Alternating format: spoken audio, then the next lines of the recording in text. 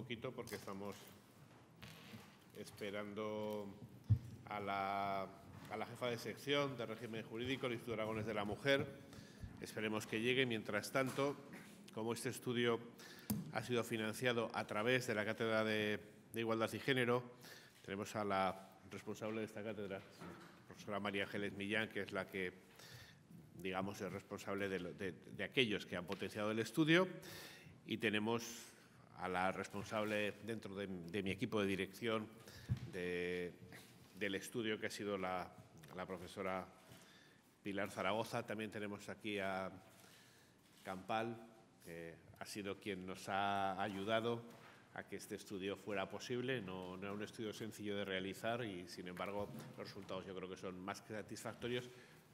No el resultado, sino el hecho real, el estudio que se ha llevado a cabo. Y yo creo que, en primer lugar, debería de contarnos algo María Ángeles como responsable de esta cátedra. Aquí, sí.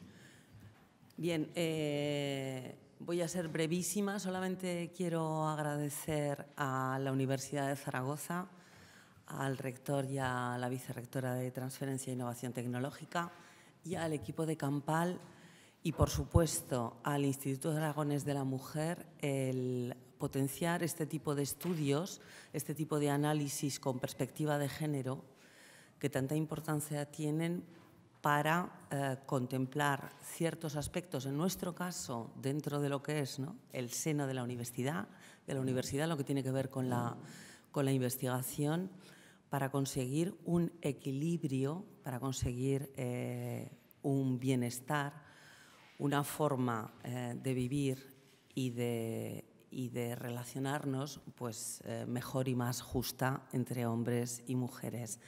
Darles muchísimas gracias al rector y a la vicerrectora por haber potenciado este estudio y por preocuparse y velar por la comunidad aragonesa más allá de lo que es el conocimiento en sí mismo, sino a través de los valores y lo que tienen que ver las investigaciones y su repercusión. Y, por supuesto, al Instituto Aragonés de la Mujer, con el que tenemos una excelente alianza.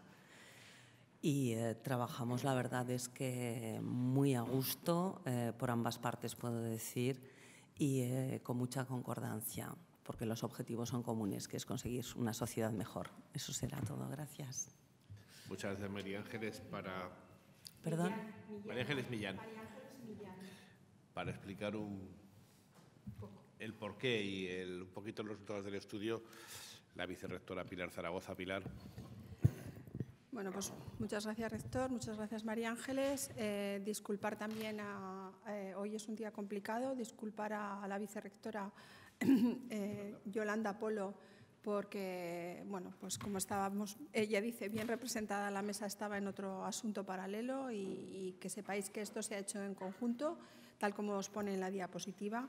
Era un interés muy importante ya desde hace mucho tiempo por parte de la universidad, conocer datos, objetivizar la situación para, a partir de esta objetivización de la situación que existe a nivel de género en la I+D+I, poder comprometerse, en este caso, bueno, pues el rector mayoral, a una serie de medidas que pudieran de alguna forma equilibrar una situación que existe en la realidad y que estamos hablando de la Universidad de Zaragoza, pero que casi estoy segura que será una cosa similar en todas las universidades españolas. Agradecer también a Campal el esfuerzo que ha hecho una labor encomiable. Fue una buena apuesta. Esta spin-off de la Universidad de Zaragoza nos ha aportado un gran valor a la hora de analizar datos y sacar determinado tipo de conclusiones. Y bueno, y están Alfonso y su compañera para que de aquí podamos ver. ¿Qué nos motivó a este estudio? Bueno, pues conocer la situación, como os decía, a nivel de género en lo que es la I+D+I de la universidad y ver una evolución a lo largo del tiempo, enfocándolo especialmente en parámetros que estén relacionados, como era mi responsabilidad, en lo que es la transferencia de conocimiento. de tal forma que se pudiera definir un proceso muy activo que permitiera modificar esta realidad desde una perspectiva de género para potenciar algo que es muy importante. Siempre estamos diciendo que estamos apostando por el conocimiento, por la excelencia, y ese conocimiento y esa excelencia no puede perderse ni un gramo de conocimiento, y por lo tanto no podemos perder de ninguna manera el papel y el rol de las investigadoras en ese camino, ¿no? Y como os decía, pues a partir de ello, pues plantear políticas concretas que ayuden a mejorar esta situación. Conseguir estos objetivos era el objeto del trabajo. ¿Cómo se ha hecho? Pues se ha hecho a partir de las bases de datos que tiene la universidad, que las ha manejado, como os digo, a nivel metodológico. Si tenéis alguna pregunta lo dirigiremos a los expertos. A partir de las bases de datos que tiene la universidad, con todo lo que son publicaciones, proyectos, contratos, patentes, cátedras, y cómo mediante el estudio de redes complejas, a la que se ha unido además una serie de aspectos, como veremos, creemos muy importantes, que son los aspectos de colaboración. Para encontrar y analizar el liderazgo es muy importante analizar aspectos colaborativos. ¿Y quién se ha analizado? Pues se ha observado la evolución, concretamente de más de 10.000 personal investigador, 10.087 concretamente, muy nivelado, 4.560 mujeres y 5.227 hombres. Y el estudio se realiza desde 1985 hasta 2018. En una visión siempre, como os decía, no solo individual de los datos para ver el papel de la mujer, sino también en lo que denominamos una estructura colaborativa, que nos diga cuál es el papel de la mujer en las comunidades, cuál es su liderazgo, cuál es la centralidad que tiene. En ese análisis que hemos hecho, en el libro que hoy mismo, no sé, está el enlace, ¿no? Está el enlace puesto ya en la web para que lo veáis. Hemos traído 3 ejemplares aquí, pero está en la web. Se hace un análisis global de toda la universidad. También hay una comparativa por las distintas macroáreas, una comparativa por institutos de investigación, para luego relacionar específicamente lo que es el género y la transferencia, y unas conclusiones. Eso es lo que se hace. Intentamos también transmitir que una idea importante, y es que a veces la desigualdad favorece. Y fijaros lo que estoy diciendo, ¿no? Que a veces mantener esa cierta desigualdad puede favorecer a otros, y no nos lo podemos permitir, porque hay que estimular a esas científicas a tener un papel muchísimo más relevante. Medir, como veréis a lo largo del estudio, que intentaré por tiempo pues resumir todo lo que pueda, y eso que ya está resumido aquí, no se pueden o no deberíamos medir los parámetros a peso, es decir, cuántas mujeres hay investigando, cuántos hombres hay investigando, sino que hay que analizar también ese papel de relevancia, ese papel de liderazgo, ese papel de colaboración. Eso no es nada fácil, por eso ellos más que nadie saben la complejidad que tiene detrás todos estos datos y todo este estudio. Analizar estas redes complejas e identificar estos problemas y analizarlos es una cuestión que no es nada sencillo. De hecho, no conozco ningún estudio que se haya planteado hasta ahora, ninguno, ¿verdad?, con este perfil. Bueno, pues esta gráfica nos muestra una situación muy positiva, ¿no? Muy positiva. En azul siempre estarán ellos y en rosita estarán ellas. Una situación muy positiva, muy cercana aparentemente a la igualdad, como veis ahí. En la gráfica siguiente lo tenéis.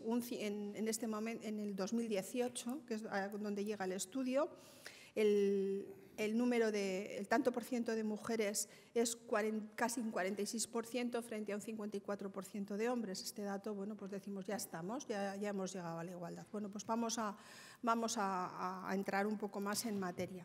Analizando desde un punto de vista evolutivo, lo que os decía, desde 1985, se ve Por ejemplo, tenéis todos los datos en el libro que los podéis analizar un poquito más en detalle, pero veis cómo el número medio de publicaciones, incluso el tanto por ciento de firmas, bueno, pues va mejorando. Decimos que tenemos un 1,23 frente a 0,83 o un 67 frente a un 33%, pero fijaros en la captación de fondos, que son datos relevantes. La captación de fondos de media, ¿no?, desde 1985 y es un 83% en ellos frente a casi un 17% en ellas. Y si nos vamos a fondos captados por transferencia, ya sabéis que están relacionados este tema con trabajar con empresas, contratos o proyectos colaborativos con empresa, todavía empeora un poco más el dato, un 85 frente a un 15. Y decimos, bueno, vamos a ver qué pasa exactamente en el 18, a ver cómo hemos mejorado. Bueno, pues la situación de la tabla de abajo es la del 2018. Como veis, ha mejorado un poquito, pero no excesivamente. Estamos en un 78 frente a un 22 aproximadamente y un 81 frente a un 19%. En una situación de un 55,48% de hombres y un 44,52% de mujeres.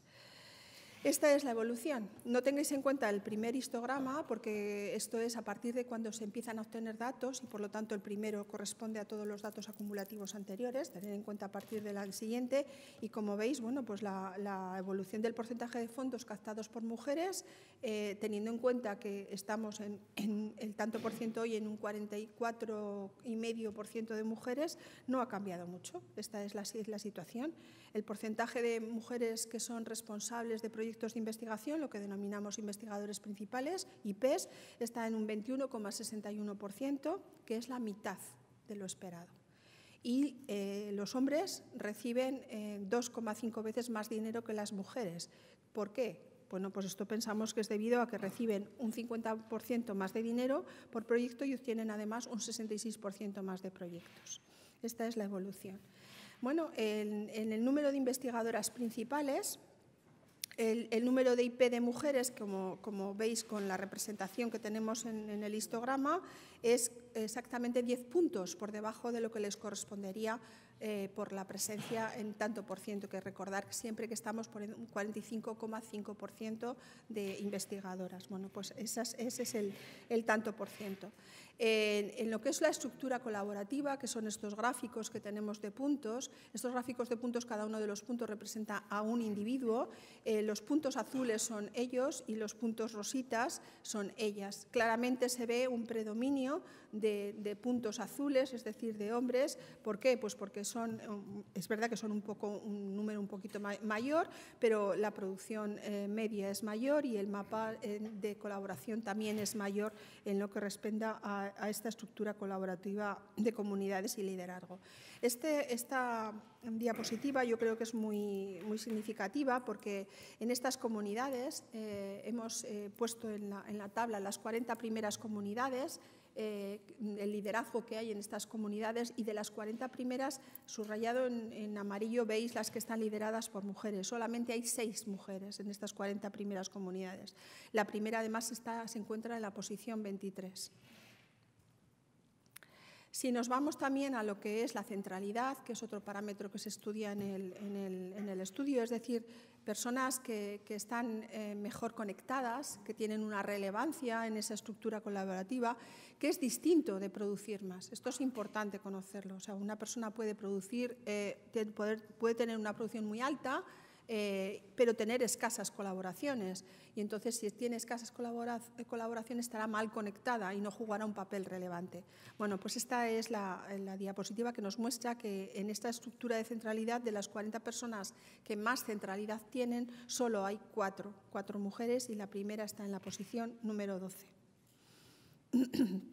Es decir, ¿qué posicionamiento? Lo que vamos analizando a lo largo del estudio no es un dato de cuántas tenemos o cuántos tenemos, sino qué posiciones de calidad, qué parámetros de calidad tiene realmente las mujeres investigadoras en la Universidad de Zaragoza. Y por eso se hace un estudio de un ranking, lo que se denomina de producción global, donde se establecen una serie de parámetros que indican esa calidad, que son los que hemos comentado antes. Se establece además unos valores para cada uno de esos parámetros y de ahí se establece un ranking de producción global. Bueno, pues ahí tenéis la primera tabla en el ranking de producción global, donde se tienen en cuenta pues, los artículos totales, los artículos de excelencia, la cantidad de millones de euros que se consiguen, proyectos que son muy destacados, patentes, cátedras, empresas creadas, cargos académicos. Bueno, pues la primera mujer la tenéis ahí, y en este ranking de producción global, entre los 10 primeros investigadores de este ranking de excelencia, solo hay una mujer, que además, curiosamente, es la que más fondos recibe, fondos tanto a nivel general como a nivel de transferencia. Y en lo que es ranking de producción específica, que lo tenéis abajo, pues de ese top 100 que hemos analizado, solo hay 12 mujeres. 12 mujeres en captación en lo que es producción de artículos, 9 en captación de fondos, que está muy lejos, como veis cuando vamos entrando, muy lejos de ese 45% que es la realidad que tenemos en cuanto a cantidad. Por lo tanto, podemos llegar a una serie de conclusiones en esas posiciones de calidad.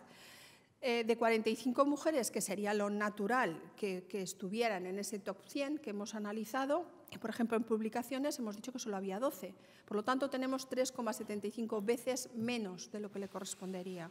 En lo que son proyectos, hemos dicho que había 9, por lo tanto, está 5 veces por debajo menos de lo que le correspondería. La presencia, por lo tanto, de publicaciones en la mujer es de un 26,7% y la captación de fondos de un 20%. Recordad que estamos hablando de que debería de ser al menos ese 45%.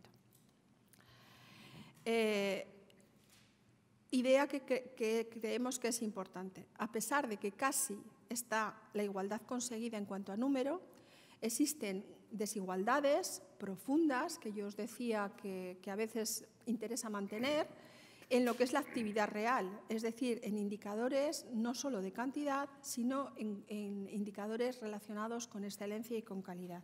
¿Para qué tenemos que trabajar esto? Para conseguir realmente esa situación de igualdad real. Aquí no me entretendré, pero os aparecen una serie de gráficos con acceso a esas posiciones de calidad. En cuanto a publicaciones, el primer histograma es para que lo veáis simplemente. El primer histograma representa ese 45% de mujeres, en este caso en calidad de publicaciones y aquí en calidad de proyectos. Todo debería de ser igual, es decir, si estamos hablando de mujeres en el top 100 de publicaciones o estamos hablando en publicaciones indexadas o estamos hablando en publicaciones de excelencia o estamos hablando en fondos de transferencia o en fondos europeos o en centralidad en los proyectos, debería de estar en ese 45%. Y como os muestra gráficamente estos histogramas, está muy por debajo. En el mejor de los casos, estamos cercanos al 25%, en el mejor de los casos. Bueno. Os muestra lo que es ese top 100 a nivel de captación de fondos. Cada una de esas líneas son individuos y en naranja aparecen las mujeres, en este caso pues las 8 mujeres que aparecen, 2, 4, 6 y 8. 8 mujeres que aparecen en ese top 100, que como digo, la primera es la persona que más fondos capta, es una mujer precisamente. ¿Vale?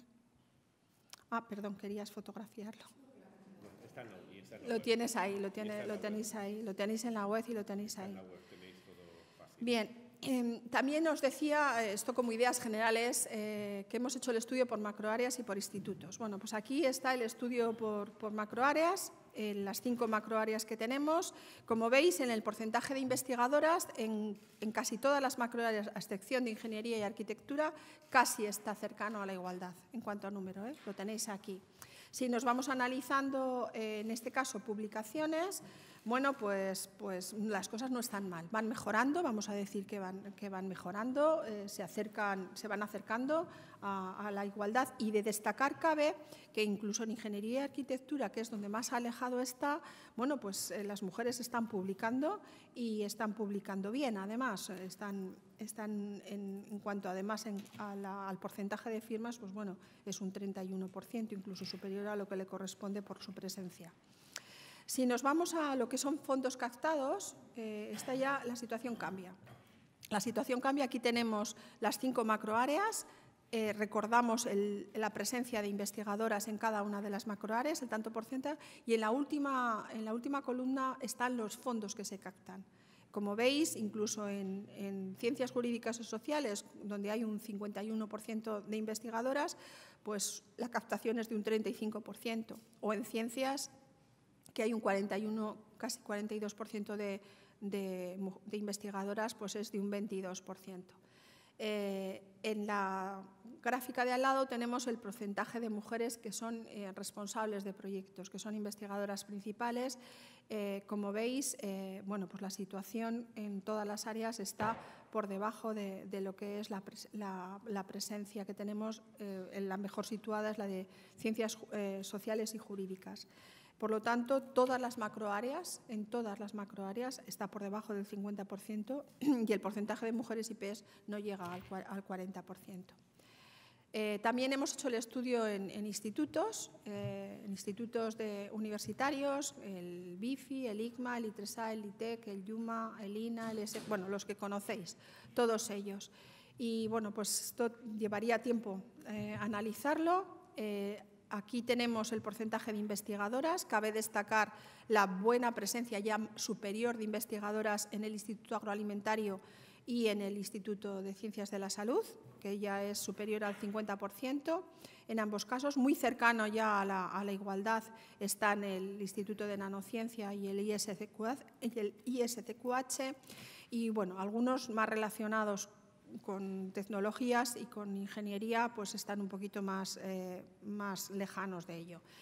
En cuanto al número medio de publicaciones, que son las siguientes columnas, como veíamos en el caso de las macroáreas, pues este dato va mejorando. Vamos a decir que somos optimistas.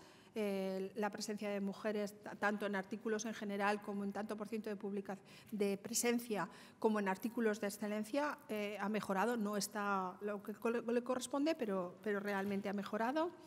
Y si nos vamos ya a lo que son porcentajes de mujeres que son IPs y de los fondos que captan, la cosa otra vez se repite un poco lo que hemos dicho en las macroáreas.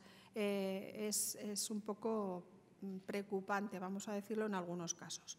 En la primera columna tenéis el porcentaje de mujeres investigadoras en cada uno de esos institutos, y a pesar de los que hemos dicho que están ya superior al 50% a la presencia de investigadoras, como es el IA2, pues todavía el porcentaje aunque está cercano a la igualdad, es un 49%, todavía no ha llegado a esa presencia. O el caso de ciencias de la salud, que pasa lo mismo. Pero fijaros, en la última columna, el porcentaje de fondos en IPs captados baja ya muchísimo. Es decir, se captan menos dinero. Estamos hablando de un 34% en el mejor de los casos. Cabe destacar un dato que quiero resaltar, que es el ISCQH, donde la presencia de mujeres ya está muy cercana a la igualdad, casi un 49%. El porcentaje de mujeres es un 37%, pero fijaros que captan que hay muchas IPs, es decir, hay una presencia muy fuerte de mujeres con respecto a otros datos de institutos que no, a pesar de tener más mujeres, no tienen tanto, un 25%. Y otros destacan por lo contrario, como pueden ser el caso del ICMA, del Instituto de Ciencias de los Materiales, donde no llega al 10% la presencia de IPs. Y bueno, pues algunos ya veis que están bajitos, ¿no? Los datos están ahí. Esta es la evolución. Ahora me voy a centrar de una forma muy rápida en lo que es género y transferencia. ¿Qué ha pasado a lo largo de todos estos años, desde que tenemos los datos? Pues la evolución de los fondos de transferencia es una línea plana. Es una línea plana, es decir, algo hay que hacer. No está mejorando la presencia de mujeres en estos fondos captados por transferencia. Hay una clara desigualdad. Concretamente, en el año 2018 estamos en un 19%, pero es que no hay tendencia positiva, es línea plana. Estos son los fondos de transferencia captados por mujeres. Ya veis que es casi un 15%. Existe una clara desigualdad frente a ellos. Y vamos a poner ejemplos de dos macroáreas totalmente diferentes. Una, ciencias de la salud, en la cual la igualdad en cuanto a números se ha conseguido, y otra, ingeniería y arquitectura, que es una macroárea donde no se ha conseguido. Aquí tenemos un 49% de ellas, de investigadoras, frente a un 28% de ellas. Pues bien, fijaros en los datos conseguidos de transferencia. A pesar de tener un 49% de presencia de investigadoras en ciencias de la salud, solamente en transferencia, en fondos captados por transferencia, no llega a un 18% las mujeres que captan estos fondos. En ingeniería y en arquitectura casi la posición de forma relativa es mejor, porque a pesar de tener un 28% de presencia cuantitativa en cuanto a mujeres, captan casi un 8%. Pero bueno, sigue siendo muy desigual la situación. Esta es la presencia de fondos captados en transferencia. Como veis, los datos son muy bajitos. La única excepción es ciencias, donde captan fondos de transferencia un 48% de mujeres, de investigadoras, y volvemos a remarcar que la situación en macroáreas, la situación en institutos es algo similar. Los hombres obtienen aproximadamente el 70% más de proyectos que las mujeres. Bueno, esto es el análisis por institutos. Cabe destacar, bueno, pues dos datos daré. Hemos dicho de forma general que es más bajo en todos ellos, pero cabe destacar algunos de ellos. Precisamente Campal viene del BIFI, ¿verdad? Y yo creo que los primeros sorprendidos fueron ellos cuando vieron que no había presencia de IPs que captaran fondos de transferencia de mujeres ni en el BIFI ni en el ICMA, mientras que en el ISCQH, que es el rector, a lo mejor luego nos dice algún dato más de esto, pues bueno, pues ahí tenemos un dato muy positivo, tenemos un 60,44% de mujeres IPs. Esta es la situación por institutos. Bueno, en cuanto a fondos captados, si nos vamos al top 100, de nuevo... Sí, que tiene un poquito de prisa.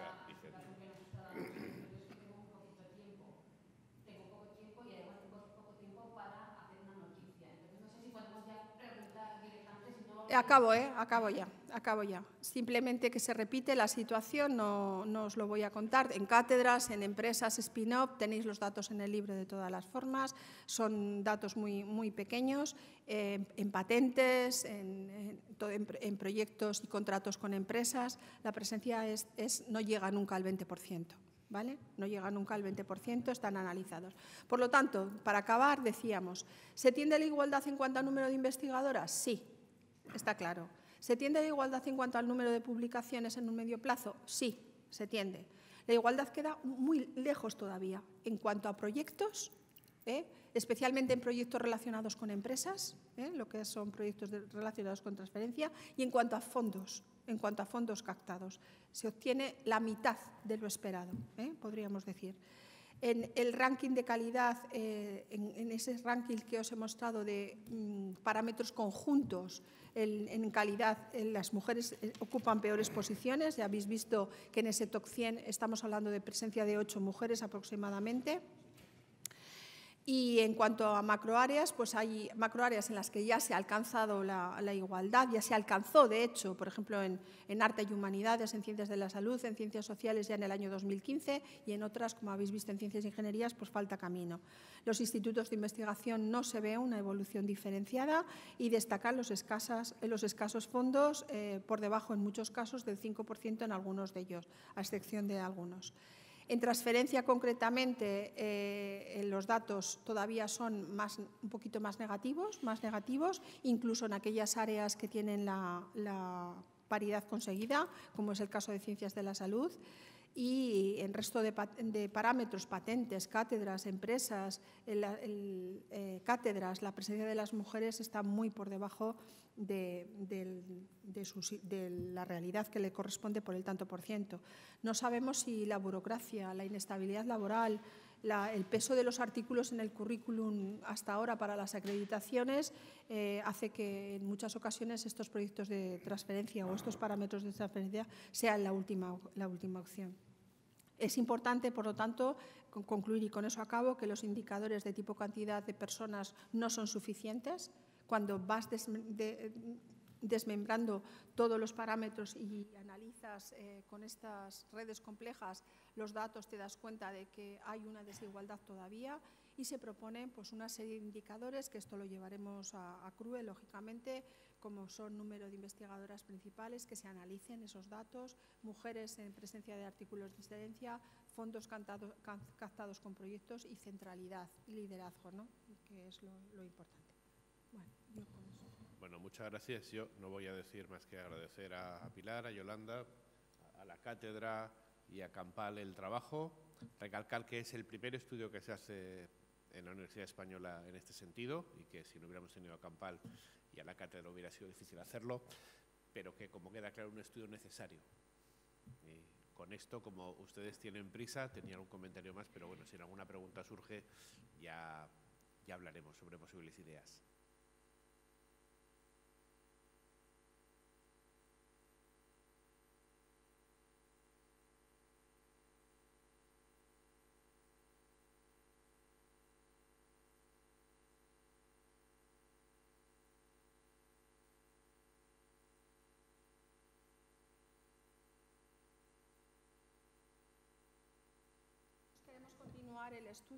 Queremos continuar el estudio y así se lo hemos manifestado al Instituto Aragonés de la Mujer. Perdón. ¿Ahora? ¿Sí? Queremos continuar el estudio realizando ya no un análisis cuantitativo, sino un análisis cualitativo para responder a preguntas como la que acabas de hacer. Podemos suponer dónde están las causas. Una de las principales causas, y si no el rector o María Ángeles que me contradiga si fuera necesario, es el histórico, vamos a decirlo así. Los responsables de los grupos de investigación en general son ellos. Y como os decía al principio, pues a veces la desigualdad favorece a ellos. Entonces, soltar las riendas, alguna gente las suelta, tú las sueltas, yo las suelto, pero crear escuela a veces no es tarea fácil. Entonces, para ser una IP o para ser responsable de un proyecto o para ir a una empresa a hablar o para conseguir un contrato, pues hay que liderar. Y eso a veces es un impedimento. A eso se unen los parámetros de acreditación, que eso sí que afecta igual a ellos que a ellas. Pero bueno, todo se suma, que hasta ahora no se han tenido en cuenta las cosas de transferencia. Sí. Hay un análisis que es sencillo de hacer. Miren, históricamente no podemos negarnos, estamos en una universidad donde la mayor parte de los responsables de grupos por historia son hombres, sobre todo en ciencias y en ingeniería por historia son hombres, porque prácticamente estudiaban en un porcentaje altísimo solo hombres. Entonces la gente que llegó a liderar eran hombres en origen. Es cierto que hay que soltar, pero luego es cierto que hay medidas que nosotros podemos tomar, pero que otras no dependen de nosotros. Es cierto que en una convocatoria de proyectos nacional se valora que el investigador principal sea mujer, pero se valora más el currículum del investigador principal, que por la razón histórica es hombre. Entonces, claro, si no se da una apuesta valiente diciendo se valora más que sea mujer que se valore más el currículum del investigador principal, los grupos tienden a poner a un hombre de investigador el mejor currículum que tengan de investigador principal, porque esto les garantiza éxito. Entonces, quiero decir que estas medidas, cuando se hacen estas convocatorias, no debe de ser minoritario el que la mujer sea investigadora principal, sino debe ser decisivo, más decisivo que otras cosas. Y esto lo estamos notando, porque por mucho que uno intente, claro, cuando al final dice, vamos a ver, esto puntúa 8 y esto puntúa 4, pues pasa por la nota del 8. Y eso Pilar, es un hecho real. Entonces, claro, eso hace que todavía seamos reos de la historia donde los hombres eran los líderes. o se hace un cambio que decisivamente favorezca más la consecución de fondos, que la mujer sea investigadora responsable, o es muy difícil, lo haces, pero lo haces con riesgo serio de que la evaluación sea peor. Esto es un hecho real, todos los que trabajamos en este ámbito lo sabemos. Y con la empresa es cuestión de que conozcan a las mujeres. Si tú vas a una entrevista con una empresa y llevas contigo una investigadora y dejas que sea ella la que lidere y la empresa la conoce, la empresa le da igual, va a comprar una buena investigadora. Entonces lo que hay que hacer es, bueno, pues si el hombre tiene la entrada, introducir, y luego ya ella es la líder del proyecto, sin ninguna duda. No hay más que dejar que presenten lo que saben y lo que quieren hacer. En cuanto la empresa, que lo que quiere es obtener al final un buen resultado, oye a la mujer lo que sabe y lo que quiere hacer, no hay ninguna duda. No van a decir quiero un hombre, no, quiero a esta persona que lo hace muy bien. Y eso, yo he visto experiencias personales con personas del grupo de investigación que desde luego eso funciona mucho.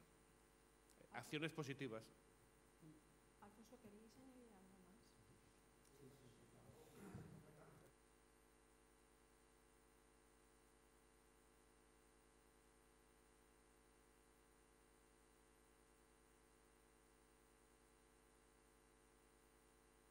Bueno, en este momento no, pero yo escribiré en un programa electoral una serie de medidas concretas. En este momento no las puedo hacer porque soy rector en funciones, pero no tenga ninguna duda que cuando hemos hecho este estudio es para que este estudio genere medidas concretas, no para saberlo. Me han oído muchas veces decir que yo ya sé que este problema existe, y cuando sé que el problema existe, la gente de ciencia somos así. Sé que el problema existe, ahora tengo que proponer medidas concretas que lo solucionen por nuestra parte, y por otra parte cosas como la que he dicho, proponer desde la CRUE al Ministerio que estas acciones positivas salgan en las convocatorias a nivel nacional, y al Gobierno de Aragón que las convocatorias a nivel autonómico propongan estas medidas concretas. Sobre todo que eliminen aquellas donde el hombre, por razón de historia, que no por otra, por razón de edad, tiene mejor currículum. Yo soy el que tiene el mejor currículum de mi grupo de investigación. ¿Soy el más viejo? Yo también soy lo más viejo. Por motivos evidentes, tengo chicas estupendas que van a pasarme seguramente, pero son más jóvenes, ya me pasarán cuando cumplan mi edad, ¿no? Pero de momento soy el mayor y por historia tengo el mejor currículum. Eso parece que es una razón histórica. No olvidemos que ahora que están tan de moda los ODS, esto es un ODS importantísimo, la igualdad y dar oportunidad. Y lo más importante de todo es que en el ADN de todos nosotros nos metamos que no podemos perder ni un gramo de excelencia, ni un gramo de conocimiento. Y ellas lo tienen, entonces aprovechémoslo a tope. Eso es fundamental.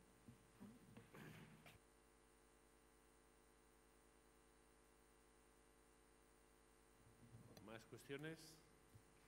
Bueno, pues si no... Lo tenéis en la página web, el libro completo. Tenéis todo en la página web, tenéis toda la información, y agradecer vuestra presencia en un tema que consideramos de vital importancia.